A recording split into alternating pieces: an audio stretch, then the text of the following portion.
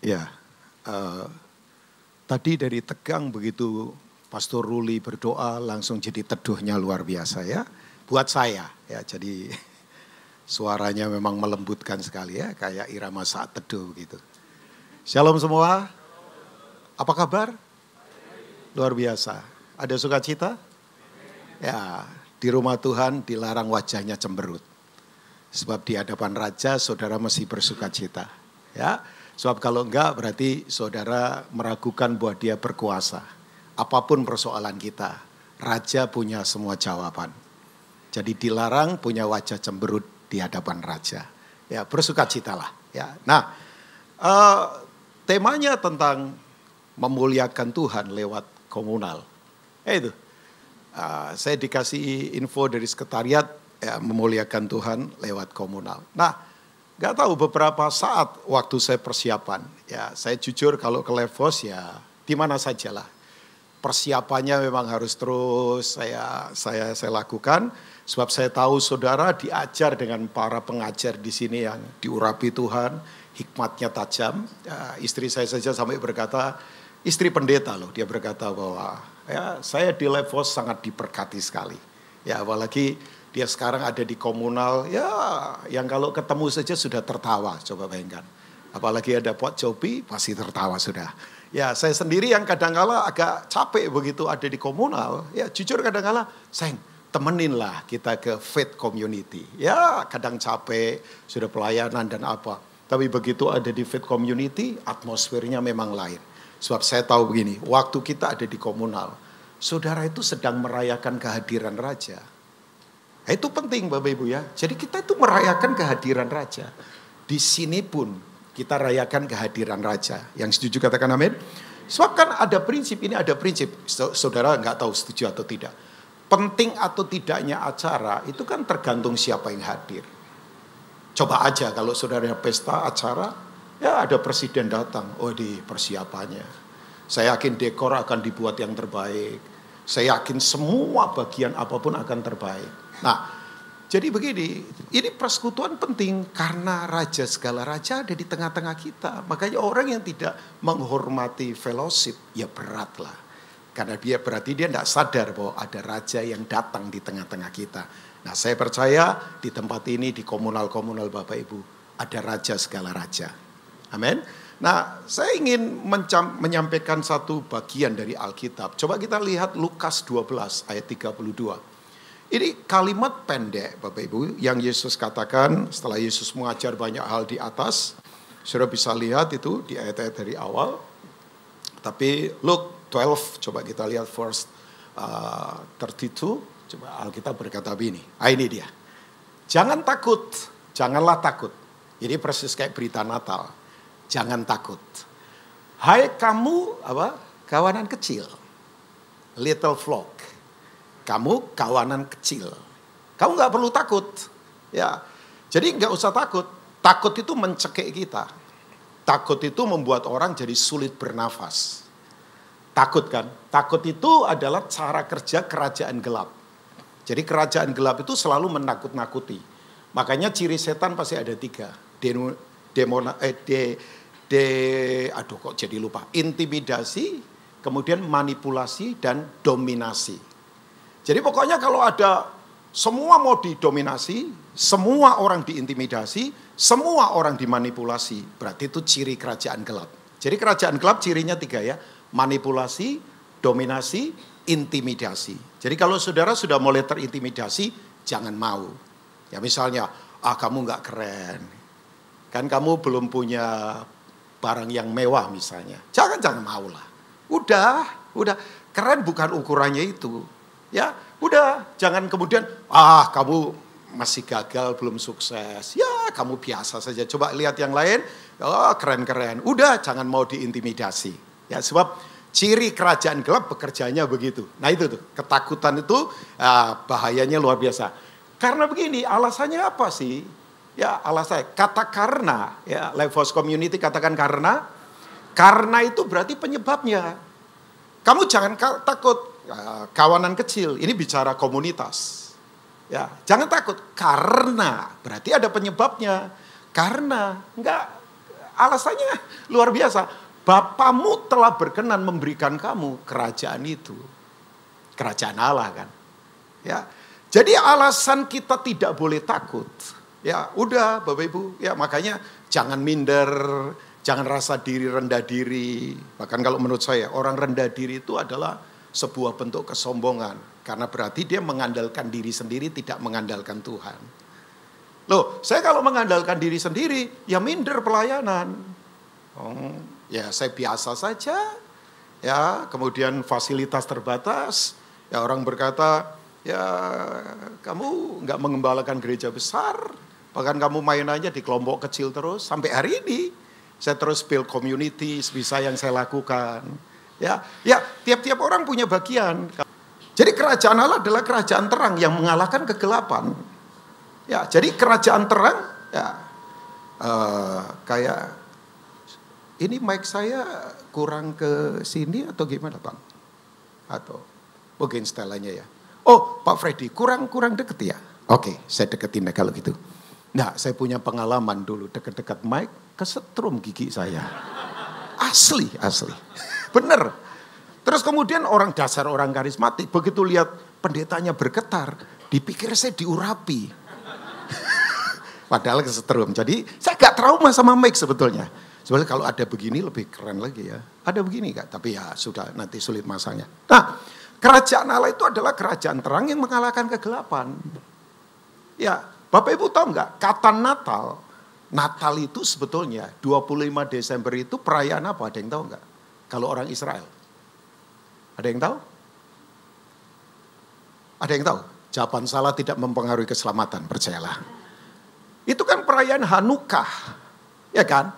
Hanukkah itu perayaan apa? Kemenangan orang-orang Makebeus. Karena mengalahkan Imperium Yunani. Keluarga Makebeus. Pastor Wigan, Pastor Ruli pasti tahulah sejarah-sejarah begini. Mereka ahli di situ kan. Nah, kata Natal itu adalah notus. Notus itu adalah apa? Terang. Makanya di bulan Desember orang Yahudi akan nyalakan terang seterang-terangnya. Karena itu perayaan Hanukkah. Kemenangan kelompok Makabeus terhadap orang-orang Yunani. Ya kan? Nah, kan nggak kebetulan bahwa memang kerajaan Allah itu kerajaan terang. Makanya terang telah bercahaya atas kamu. Nah, kondisi dunia ini menurut Yesaya 60 ayat pertama. Coba kita lihat. Nanti saya akan masuk ke jadi begini Bapak Ibu nanti poin saya adalah begini. Terang itu nggak perlu besar-besar. Udah. Sorry ya, nggak perlu jadi orang besar dulu untuk jadi terang. Nggak perlu. Nanti saya kasih contoh di Alkitab. Plus ya mungkin sejarah perjanjian modern lah. Zaman modern, abad-abad kira-kira abad-abad 16, abad-abad 17 ya. Coba lihat Yesaya 60, let's see. Oke. Nah ini, bangkitlah menjadi teranglah. Sebab terangmu datang dan kemuliaan Tuhan apa? Terbit atasmu. Katakan terbit. Pertanyaan saya, terbit itu apa? Terbit itu, ada yang bilang muncul tadi. Terbit itu bukan dari atas ke bawah kan? Terbit itu dari bawah ke atas. Terbit itu dari dalam ke keluar. Inside out, not outside in. Ya kan? Kalau dari atas ke bawah tenggelam. Kalau terbit dari dalam keluar. Dari bawah ke atas. Ya makanya kekristenan kekuatannya itu. Tidak perlu dari luar-luar dulu. Tidak perlu lah. Dulu waktu kita bangun tim. Pastor Wigan termasuk bagian lah. Walaupun setelah itu kira-kira sekian puluh tahun dia menyendiri kemana begitu. Terus kemudian kita sekarang join together lagi. Saya senang sekali bisa sama-sama lagi. Ya saya kenal dia cukup lama sekali. Bayangkan zaman Indonesia belum merdeka kita sudah kenal. Saya tadi ketemu mamanya Pastor Wigan. Saya bilang, Tante kita kenal sudah lama. Ya lama lah Pak Ruby, 20 tahun lebih di Mangga 2 dulu. Ya Pastor Wigan masih kecil. Ya yang saya tahu 3 bersaudara ini kalau pergi ke dimsum yang all you can eat. Tokonya tutup karena ketakutan mereka. Sekali makan bisa puluhan itu tuh. Masih ingat kan cerita itu? Oh iya, saya masih ingat itu. Sampai restoran dimsumnya tutup Pak Handoyo. Gara-gara ketakutan lihat mereka. Bayangkan. Nggak tahu cara makannya diurapi Tuhan. Saya nggak tahu juga ya. Jadi saya beritahu. Nah ini waktu kita bangun tim dulu. Kan kita sekarang ada sekolah. Ada ministry-ministry yang kita bangun kecil-kecil. Tapi ya kemana-mana. Bayangkan, ada yayasan dari Amerika mau kasih kita setahun hampir 1 M. Ya buat Bapak Ibu angka segitu mungkin yang punya uang gak terlalu gede lah. Setahun. Dalam kondisi kita butuh uang. Kita berdoa, bukan kita sok rohani berdoa. Tapi sepakat bersama dinamika komunal. Teman-teman bilang jangan diterima lah. Gak kita terima. Ya secara manusia gimana. Tapi Bapak Ibu ya tetap jalan tuh. Ya. Nah saya beritahu buat Bapak Ibu semua. Kita sekarang menghadapi kondisi begini, makanya kekristenan harus kembali membangun dari dalam keluar. Apa kondisi yang kita hadapi? Nah ini ayat yang kedua. Ini keadaan dunia kita. Ayat yang kedua. Boleh? Ayat yang kedua. Sebab sesungguhnya kegelapan menutupi bumi, kekelaman menutupi bangsa-bangsa. Tetapi terang Tuhan terbit atasmu. Saya suka kata terbit itu diulang-ulang terus. Dan kemuliaannya menjadi nyata atasmu. Terbit itu sekali lagi bukan dari luar ke atas. Dari luar ke bawah. Tapi dari dalam keluar. Dari bawah ke atas. Ya. Nah Bapak Ibu kan kita tahu. Kita itu menghadapi situasi gelap. Contoh misalnya situasi gelap. Dalam bidang misalnya apa? Roh agama. Menurut Biro Religious Bureau dari FBI. Dalam 10 tahun terakhir ini muncul ratusan agama baru. Dan semuanya nggak jelas. Agama boneka lah, agama bola lah, agama sepatu lah, agama apa saja lah.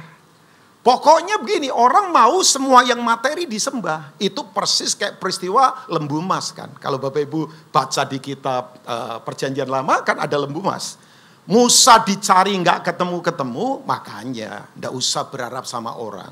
Nggak perlu kultuskan orang. Ya nggak perlu lah. Karena saya tahu tiap siapapun bisa dipakai Tuhan. Yang percaya katakan amin. Jadi yang dipakai Tuhan bukan hanya penatua, bukan hanya pendeta. Setiap saudara bisa dipakai Tuhan. Ya, jadi Musa dicari nggak ada, mereka ngomong sama Harun. Pak Harun, bikinin kita. Ya berhala, mereka kumpulkan emas, kemudian lembu emas mereka sembah. Kenapa Musa sampai marah? Dibanting, ya 2 loh batu, karena begini Bapak Ibu. Bapak Ibu pikir mereka cuma menyembah berhala? Begitu kesurupan, maafkan saya tidak ngomong apa. Mereka free sex di bawah. Telanjang lakukan hubungan seks bebas. Masa sih Pak Rubin? Selidiki saja. Pokoknya di mana ada penyembahan berhala, selalu terjadi 3 hal. Yang pertama, pasti perzinahan. Pasti. Perzinahan tidak harus fisik kan. Orang melacurkan iman demi kekuasaan. Orang melacurkan diri demi dapat uang. Oh, itu bentuk perzinahan. Yang kedua, pasti banyak orang gila. Ya, saya pergi ke satu tempat, penyembahan berhalanya luar biasa. Orang gila banyak. Ya, karena di mana ada penyembahan berhala, pasti ada orang gila. Nah, orang gila kan gak harus lari telanjang. Bapak Ibu tahu gak? Yang dikatakan dan yang di hati sudah beda. Itu tanda gila sebetulnya. Makanya orang kalau pikiran, hati dan tindakannya beda. Ya ampun, dirinya saja ditipu, apalagi orang lain. Ya pasti ditipu lah. Itu tanda kegilaan Bapak Ibu. Dan yang jelas lagi, di mana ada penyembahan berhala, pasti banyak kemiskinan. Ya. Tunjukkan pada saya kota atau negara yang penyembahan berhalanya kuat. Pasti perzinahannya kuat. Saudara bisa pergi ke daerah, ke kota atau negara mana saja penyembahan berhalanya kuat. Otomatis perzinahannya kuat. Free sex-nya kuat. Seks sejenisnya kuat. Pelacurannya kuat. Karena itu. Jadi berhala itu mengerikannya luar biasa. Nah kita hadapi ini Bapak Ibu. Nah ini yang disebut oleh Wahyu 18 sistem Babilonia. Babilonia tahu ya pelacur besar. Di mana para pedagang berbisnis dengan dia, raja-raja kompromi dengan dia, orang-orang kudus dibunuh. Tapi sistem ini kemudian diruntuhkan. Nah kita menghadapi sistem gelap seperti ini Bapak Ibu. Makanya kalau kita tidak hidup dalam kerajaan terang, kita sulit. Nah saya mau masuk kepada prinsip ini Bapak Ibu. Terang itu ternyata agresif. Jadi terang itu walaupun kecil, terang kan gak perlu besar kan. Terang itu kecil tapi nyata. Makanya di mana ada terang selalu ada pergerakan. Katakan pergerakan Bapak Ibu. Kalau Bapak Ibu orang bijaksana, begitu di sini mati lampu gelap, tolong yang bijak pasti tidak akan bergerak kemana-mana. Saudara gerak, saudara bisa nabrak kemana-mana. Makanya di mana ada terang, selalu ada life. Di mana ada terang. Oke, saya baca aneh. Terang dan hidup itu sama ternyata. Coba kita John chapter 1. Ya, Yohanes 1 ayat yang ketiga. Coba kita lihat sebentar. Boleh nggak bantuin saya Nam? Ya, saya khotbah nggak lama-lama kok. Paling 2 jam dari sekarang. Enggak lah, kayak saya on time saja. Kita dapat waktu berapa Pak Surbikan? 40 menit ya, 40 menit. Ya setelah ini juga saya mesti pergi ke mana ini? Ke arah selatan lagi. Jadi hari ini memang agak sedikit tight.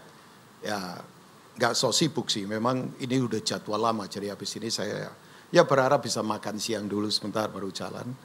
Sebab saya punya kelemahan kalau kalau lapar bodoh saya. Jadi nanti saya nggak mau kelaparan, saya makan dulu. Ini dia. Oh, ayat yang kedua, maafkan saya. Coba kita lihat. Kata terang dan hidup itu ternyata, ini dia, bergandengan. Yohanes 1, saya salah ayat. Ayat yang ketiga tadi kali benar. Boleh? Coba sebentar. Kok bisa salah ayat? Oh bukan. Yohanes 1, coba kita lihat. Oh iya, ayat yang kelima. Oh bukan, ayat yang keempat. Ayat yang keempat, maaf, saya salah ayat. Nah ini dia. Dalam dia ada apa Bapak Ibu? Hidup. Dan hidup itu adalah terang manusia. Jadi dalam Kristus itu, dalam kerajaan ini ada hidup. Dan hidup itu terang manusia. Coba bayangkan. Tokoh-tokoh hebat, mau tokoh agama, mau tokoh apa berkata begini. Aku melihat terang. Aku mengalami terang. Aku mencari terang. Bayangkan, ada pribadi yang tiba-tiba secara revolusioner mengguncangkan peradaban. Akulah terang dunia. Panik gak mereka? Semua nabi, semua orang hebat, semua yang ngakunya mendirikan agama saja, apa saja berkata, aku melihat terang, aku mencari terang, aku mengalami terang. Secara revolusioner, tiba-tiba orang dari Nazaret, orang yang pelayanannya di jalanan, still young, dia penginjil hebat, nabi luar biasa, dia Tuhan, dia berkata, saya terang dunia. Gak ada loh Bapak. Coba, saudara baca tokoh hebat manapun. Ada yang berani berkata begini. Dia declare, dia kemudian proklaim. Aku terang dunia. Sementara yang lain, aku mengalami terang. Aku mencari terang. Aku berhadapan dengan terang. Aku melihat terang. Tiba-tiba dia berkata, aku terang. Wow. Makanya saudara tidak usah takut kan. Ya, gelap segelap apapun, kalau ada terang udah. Makanya komunal tidak perlu khawatir. Dalam komunal itu Bapak Ibu, kan ada dinamika komunal, ada fellowship, ada kekuatan terang. Makanya kita merayakan kehadiran terang kan. Sudah segelap apapun, ya ampun, begitu terang menyala. Terang itu sifatnya selalu agresif. Terang itu tidak perlu diutus, terang itu nyata, terang itu live, terang itu pergerakan. Karena ada terang, ada energi Bapak Ibu. Saya satu kali ada di Ambon. Saya berulang kali pergi ke Ambon. Ada yang lahir di Ambon enggak? Wah kurang Indonesia nih gereja kayaknya. Enggak harus juga. Ambon Manise. Kalau ada kota yang lautnya bagus, itu Ambon. Ambon loh bayangkan. Dan saya suka sekali kalau ibadah di tempatnya Pak Kris Manusama. Mereka kalau nyanyi bagi suara langsung 1, 2, 3, 4 orang Ambon Bang. Ya, tahu orang Ambon? Malaikat nyanyi di bawahnya orang Ambon. Orang Ambon nguap saja nggak fals. Makanya penyanyi-penyanyi keren dari Ambon. Ute lah, almarhum Glenn Fredly lah, kemudian siapa lagi? Banyak penyanyi-penyanyi Ambon. Nah, saya ketemu satu orang pastornya JBCC. Namanya Pastor Joni Herjawan. Dulu orang BCA. Gak tahu Bang Ruli kenal? Enggak ya? Orang BCA dulu. Yang pertama kali kredit card BCA muncul itu sebagai eranya dia. Kan Pastor Jeffrey juga dulu kerja di BCA cabang Jawa Barat kalau nggak salah. Ya, sekarang jadi pendeta. Tapi orang ini, saya angkat topi, pelayanannya turun ke daerah. Setahun bisa 4-5 kali. Dan kalau pergi ekstrim dengan istrinya. Itu kalau naik kapal asli Bapak Ibu. Itu kapal kalau lagi ombak besar. Bisa 1,5 meter. Ya. Yang tidak pernah bahasa roh. Pasti langsung bahasa roh mendadak percayalah. Karena perjalanan hampir 5-6 jam. Ke pulau-pulau yang jauh. Dari Ambon titiknya pergi ke beberapa tempat. Saya tanya, ngapain pastor? Dia cerita ke saya punya pelayanan bawa itu solar cell lampu. Loh, saya tanya, kenapa? Pak Rubin, kasihan. Tempat-tempat yang saya pergi gelap. Makanya tahu, anak-anak kalau sudah jam 6 itu sulit belajar karena gelap. Aktivitas berhenti di jam 6. Ya, jam 6, jam setengah 7 sudah gelap. Makanya kemudian saya bercanda, oh makanya anaknya banyak-banyak. Gak ada hiburan lain, coba bayangkan, sudah gelap. Bapak Ibu, tapi dia bilang begini, begitu kemudian kita lakukan itu, ya ada panel-panel listrik pakai solar cell begitu. Kan matahari di timur luar biasa, mesti diserap. Dulu belum dimanfaatkan. Tahu ya matahari di timur, yang Kupang, yang Papua pasti tahu lah. Mataharinya sana kan ada 3. 1 untuk menghitamkan kulit, 2 untuk mengkeritingkan rambut, dan 3 untuk memanaskan pakaian. Cepatnya luar biasa itu pakaian kering. Nah Bapak Ibu, dia bilang, begitu kemudian ada terang, kehidupan jalan. Sampai hari ini dia lakukan itu. Oh my God, terang itu luar biasa. Terang itu agresif, terang itu gak perlu besar. Kecil asal menyala, gelap langsung hilang. Makanya saya, yuk komunal, nyatakan terang. Aplikasinya bagaimana Pak? Matius 5:16, hendaklah terangmu bercahaya di depan semua orang, supaya mereka melihat perbuatanmu yang baik. Itu berasal dari kata ergon, artinya pekerjaan yang membuahkan kemuliaan Tuhan, pekerjaan yang menyatakan Tuhan itu besar. Tidak perlu yang hebat-hebat Bapak Ibu, karena itu akan menjadi berkat buat banyak orang. Nah kembali, saya ingin sampaikan ini buat Bapak Ibu. Komunal kalau terangnya berdampak, sekali lagi, tidak perlu besar-besar. Saya kasih contoh di Alkitab ya. Saya kasih contoh saja. Bapak Ibu nanti bisa baca, ini aneh. 2 Raja-Raja 5, 2 Raja-Raja 6, 2 Raja-Raja 7. Bapak Ibu, ayat ini berkesinambungan. Oke. Di 2 Raja-Raja 5, ada seorang jenderal yang sangat disegani waktu itu, imperium besar dari kerajaan Aram. Namanya adalah Naaman. Yang suka membaca Alkitab pasti tahu ya. Naaman itu disegani kawan maupun lawan. Ini jenderal luar biasa, jenderal perang luar biasa. Tapi tahu gak Bapak Ibu, jenderal ini punya masalah. Sebab dia sakit apa? Kusta. Zaman itu orang sakit kusta, itu orang terkutuk. Yang tidak boleh orang bergaul sama dia. Zaman itu Bapak Ibu. Sekarang kan kusta bisa diobati lah Bapak Ibu. Nah Bapak Ibu tahu gak? Ceritanya luar biasa. Ada seorang gadis sederhana. Bahkan Alkitab berkata nggak ada namanya. Ini anak perempuan biasa, orang kecil. Kemudian dia berkata begini sama nyonyanya. Nyonya, sekiranya tuanku pergi ke Samaria. Makanya sebelum ini, kuncinya begini. Berani nggak komunal itu menyatakan iman kita? Bapak Ibu nyatakan iman saja. Ya. Saya sebulan yang lalu happy-nya luar biasa sama istri saya. Gara-gara kita Roh Kudus menangkan 1 jiwa melalui kita. Ini anak dari keluarga yang total gak kenal Tuhan. Ini anak ya kalau ngomong keluarga di daerah itu keluarga pengusaha lah. Ya sampai istri saya bilang, sayang kita layani dia nih. Karena ini anak ini berharap dari anak ini nanti kemana-mana ini keluarganya bisa kenal Tuhan. Akhirnya nggak tahu kenapa anak ini kontak istri saya sih sebetulnya. Dia bilang begini, sama om saja ya, nanti kamu diterangkan siapa Tuhan. Saya terangkan lewat telepon. Saya baru ngomong sebentar, tiba-tiba saya tantang begini, mau nggak terima Yesus sebagai Tuhan dalam hidupmu? Mau banget om. Saya doakan dia Bapak Ibu. Di telepon saya doakan dia. Kemudian istri saya bilang begini, nanti tanggal sekian kita akan ke Jawa, ketemu ya. Mau juga ketemu. Jadi akhirnya saya sudah ketemu dia, saya sudah banyak ngobrol tentang kekristenan, sekarang sudah buka hati. Tinggal sekarang ini, saya lagi cari komunitas yang pengajarannya kuat di kota itu. Saya lagi cari, sebab saya tidak mau sembarangan rekomendasikan orang ke gereja tertentu. Maafkan saya ya, ada banyak orang pergi ke gereja. Maafkan, kalau pengajarannya nggak kuat, malah jadi rusak iman Kristennya. Maafkan, saya punya prinsip Bapak Ibu. Jadi saya bilang, ya dia sebutkan beberapa nama gereja. Boleh enggak? Nanti saya rekomendasikan saja. Teman-teman saya yang sudah tahu saya sekian puluh tahun. Pengajarannya firm, hidupnya berbuah jelas. Saya enggak mau sebenarnya, udahlah kalau mau ngomong gereja yang musiknya bagus, gedungnya bagus. Banyaknya luar biasa Bapak Ibu. Tapi saya bilang, saya rekomendasikan saja. Tapi hati saya bersuka cita. Saya bilang begini sama dia. Kamu kelihatannya kecil, tapi kamu akan mempengaruhi banyak orang.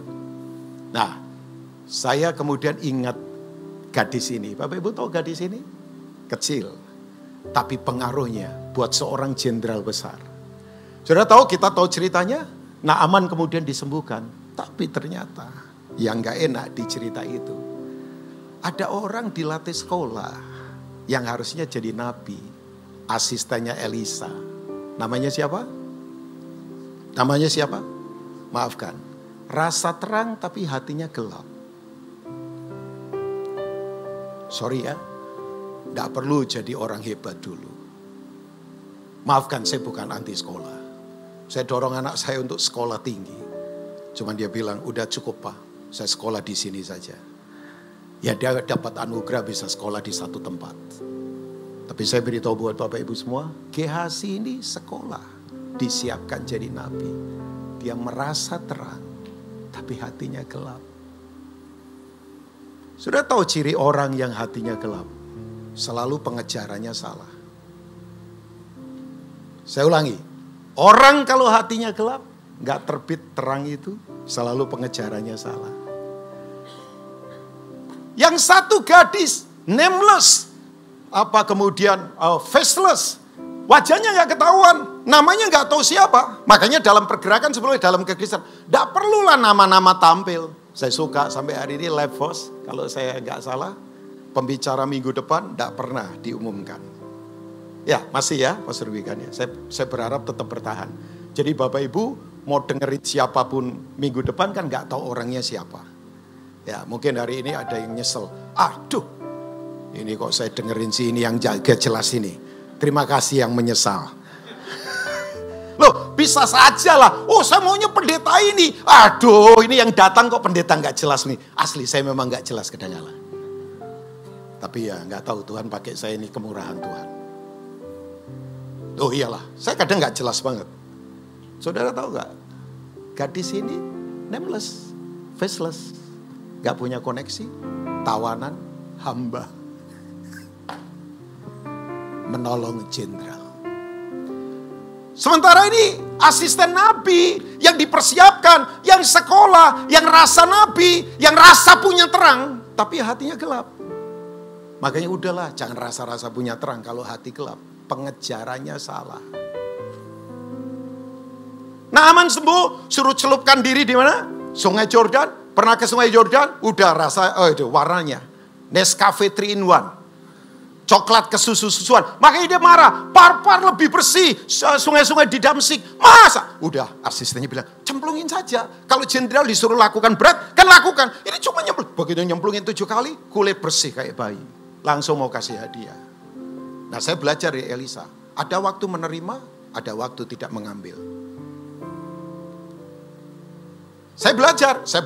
Makanya perlu hikmat. Ada waktu mengambil, ada waktu tidak mengambil. Sebab begini, kalau orang nggak tahu hikmat ini, bahaya Bapak Ibu. Bapak Ibu, Naaman mau kasih. Elisa bilang, jangan, pulang saja.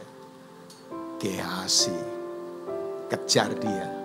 Coba, jenderal itu kan kudanya pasti keren-keren. Coba, Bapak Ibu masuk ke cerita, kudanya keren, kudanya lari kencang. Widih, dia lari bisa kejar kuda. Ini kayak the $6 million man, saya yakin. Memang betul ya. Ya, Jian itu memang kekuatannya luar biasa. Doi, kepeng. Kepeng itu orang Ambon itu. Money, uang. Uang ya memang ya. Orang kejar kuda bisa kena loh. Ya, kita tahu ceritanya. Ya, tipu-tipu. Ada nabi datang. Kita butuh uang. Lalu ambil. Ustanya Naaman kena ke dia. Selesai cerita. Saya sekarang masuk ke cerita berikutnya. Masih nyambung. Aram kemudian mengepung kerajaan Samaria. Coba Bapak Ibu baca 2 Raja-Raja 6 ayat 24. Seterusnya. Saya tidak akan baca karena waktu. Bapak Ibu, apa yang terjadi? Begitu kemudian dikepung, kegelapan terjadi. Krisis terjadi. Ya kan? Satu kepala keledai berharga 80 sikal perak. Yang luar biasa lagi, satu cup tahi merpati dihargai 4 sikal perak. Artinya bayangkan, sampai tahi saja dimakan, saking krisisnya. Orang protes sama saya, Pak Rubin itu kan zaman dulu. Maafkan saya ya. Ya kalau ada uang-uang gak jelas dimakan,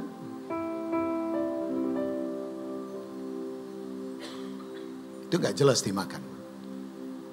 Bapak Ibu tahu apa yang terjadi? Krisis yang parah lagi. Ini parah banget.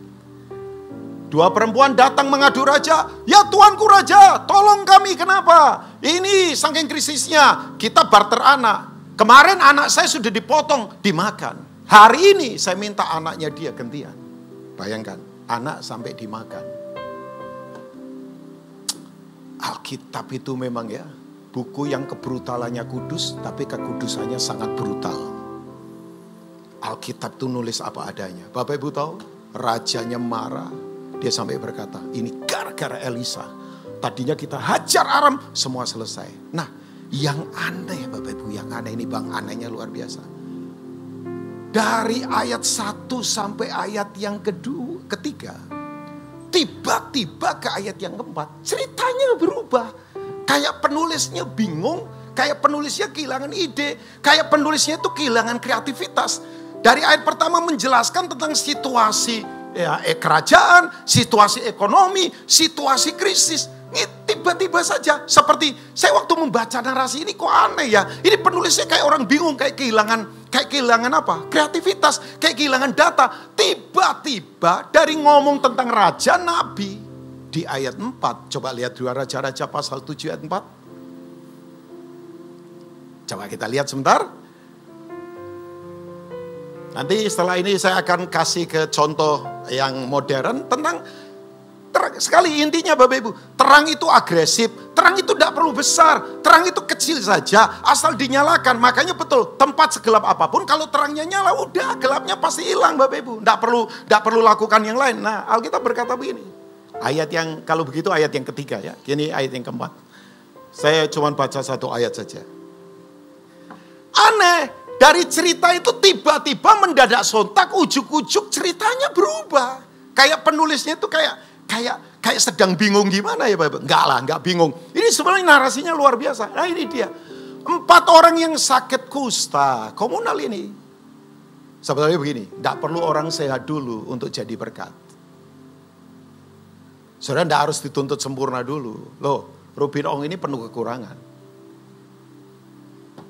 Saya kadang masih pemarah. Saya kadang masih licik. Saya kadang-kala masih membuat istri saya berkata, kamu kok ngomongnya keras begitu? Saya mungkin bukan papa yang baik buat Tata. Tapi kalau Tata baik itu kemurahan Tuhan, bukan karena saya. Ya, anak tunggal gak manja. Itu karena bapaknya pendeta? Oh tidak. Itu karena kemurahan Tuhan. Yalah. Saya masih banyak, makanya Bapak Ibu, tidak perlu sehat dulu, tidak perlu uang sehat dulu, tidak perlu gelar sehat dulu, tidak perlu hidup sehat dulu, tidak perlu kuat dulu untuk menjadi terang. Udah, saudara mungkin masih sakit, oke lah.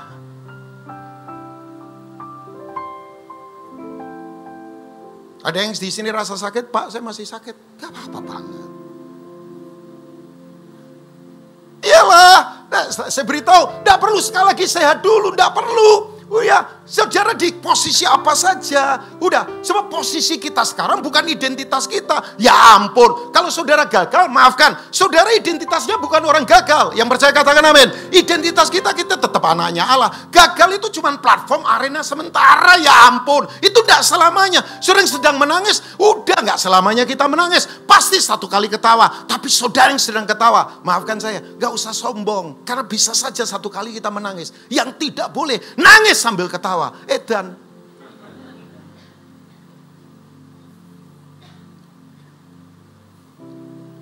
Empat orang sakit kusta ada di depan pintu gerbang. Ya, yang namanya. Tahu kota ya? Kota itu kan ada tembok kota. Nah orang kusta itu di luar. Tidak perlu di dalam. Tidak perlu diorganisasi dulu di dalam. Tidak perlu di dalam-dalam mentereng-mentereng. Udah mau di luar juga nggak apa-apa.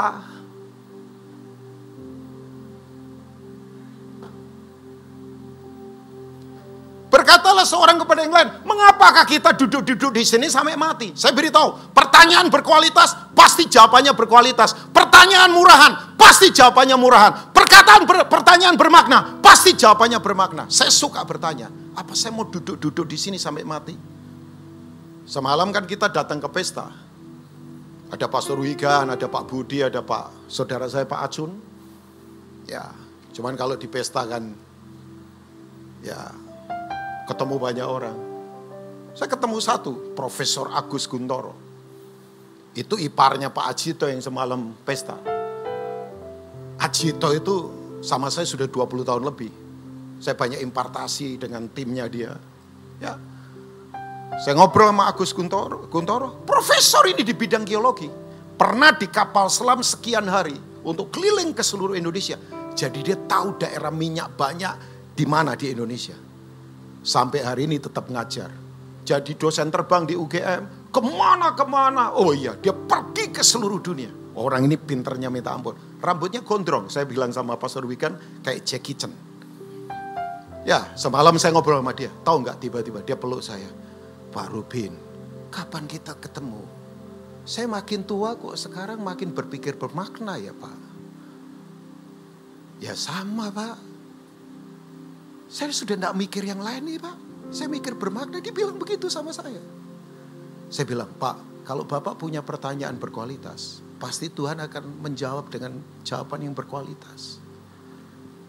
Orang sakit kusta ini ngomong ini, masa kita mau duduk-duduk di sini sampai mati? Silakan nikmati keberhasilan. Silakan nikmati semua hal. Tapi pertanyaan saya, kita mau apa sebetulnya?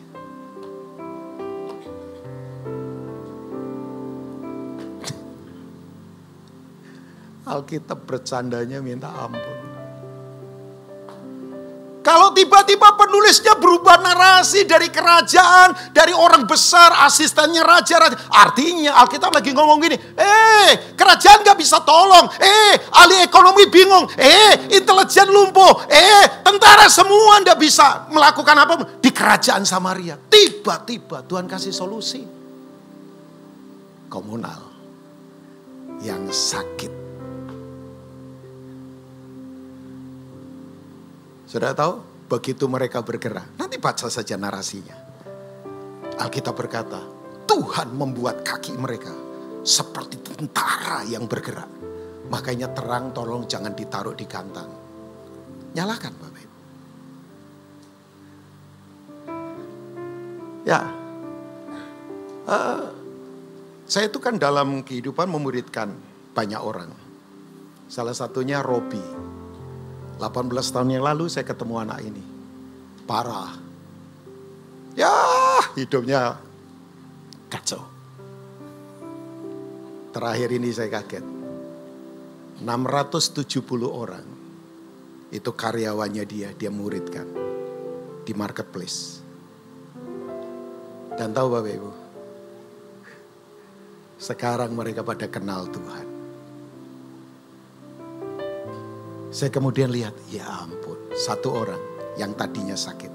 Sampai hari ini pun tetap dia berkata begini, saya belum sempurna kok Rubin. Samalah, saya juga kok. Sudah tahu, 4 orang kusta ini tolong satu bangsa. Tahu nanti, narasinya tidak berhenti mereka makan minum berkelimpahan. Nggak berhenti di situ. Narasinya nanti, kota dilawat Tuhan. Karena ada satu orang ngomong gini, di ayat 9 kalau nggak salah. Ya, ngomong gini, kita jangan begini nih, kita kelimpahan sendiri, yang lain kelaparan. Coba, padahal ini orang dibuang, orang gak dianggap, mestinya kan luka. Tapi enggak, mereka ngomong begini. Pertanyaan lagi, mengapa kita ngomong begini? Kita makan sendiri, yang lain kelaparan. Saya gak tahu orang ini siapa, pasti namanya Rubin Ong lah. Karena yang khotbah saya kan ya. Ya, jadi begini. Janganlah, kita jangan lakukan begini. Bapak Ibu tahu nggak? Satu kota kemudian diberkati. Saya tutup dengan ini di era modern. Oke, saya punya pertanyaan. Ada yang tahu nggak? Negara mana yang sekarang pendapatan per kapita tinggi di dunia, sistem pendidikannya bagus, dan negaranya aman? Ada yang menjawab tadi, Pak. Swiss. Betul banget. Itu negara-negara Skandinavia, Norwegia, Swiss, Denmark, Finlandia. Negara yang pendapatan per kapitanya, Swiss tahu Bapak Ibu yang tadi Bapak sebutkan.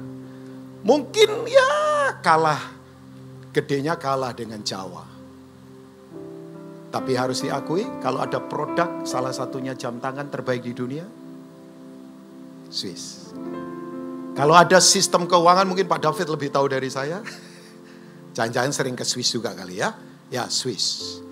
Dan Bapak Ibu tahu nggak, negara-negara ini memang luar biasa. Nah saya konsentrasi pada negara namanya Norwegia. Saudara googling saja kan, saudara bisa googling sementara saya khotbah. Yang mengubahkan Norwegia itu adalah kelompok komunitas yang dipimpin oleh orang. Saya ingat sekali namanya. Hans Nelson Hauge. Pak Rubin tahu dari mana? Baca bukunya Loren Cunningham. Sebuah buku yang mengubah peradaban bangsa. Dia seorang businessman. Jadi dia orang marketplace kayak Bang Ruli lah. Dia kayak Ko Edi lah. Orang-orang businessman. Ya kalau saya sama Pastor Wigan kan memang total di pelayanan. Ya ini businessman. Bapak Ibu tahu nggak apa yang dilakukan oleh Hans Hauge ini? Dia tulis Alkitab. Beberapa ayat dia tulis. Dia kasih kepada businessman. Karena dia yakin hanya buku ini yang mengubahkan peradaban.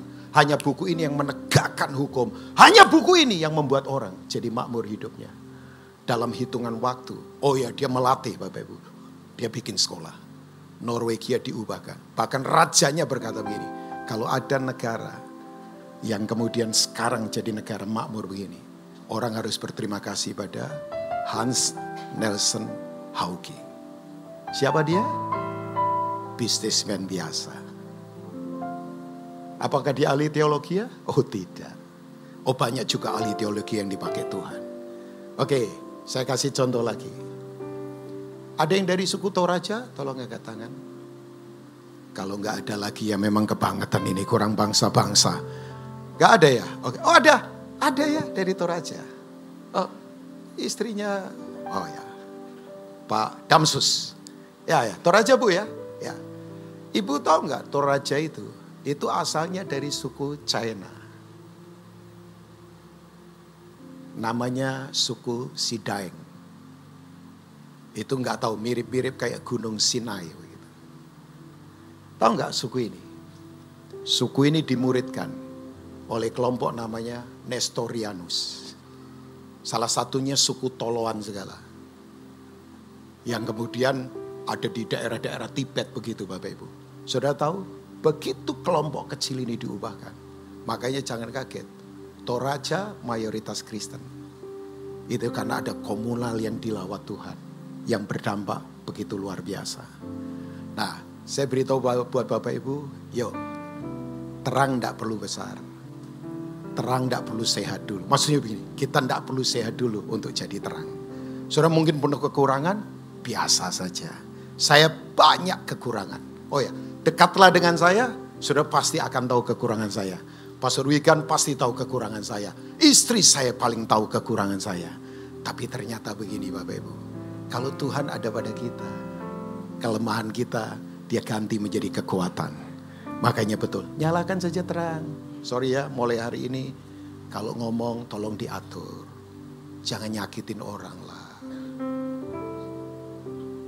Tolong kalau bekerja jangan tipu-tipu orang lah. Tolong kalau bersikap jangan sembarangan lah. Yang simpel saja udah. Tidak perlu yang muluk-muluk gimana. Kalau janji tolong tepati walaupun rugi. Kalau lagi sukses tidak perlu remehkan orang lain. Tapi kalau lagi gagal tidak perlu iri orang lain. Biasa saja. Karena begini, terang kalau bercahaya, kegelapan pasti dikalahkan. God bless you all. Tuhan memberkati semua. Mari bangkit berdiri bersama-sama. Yes Lord.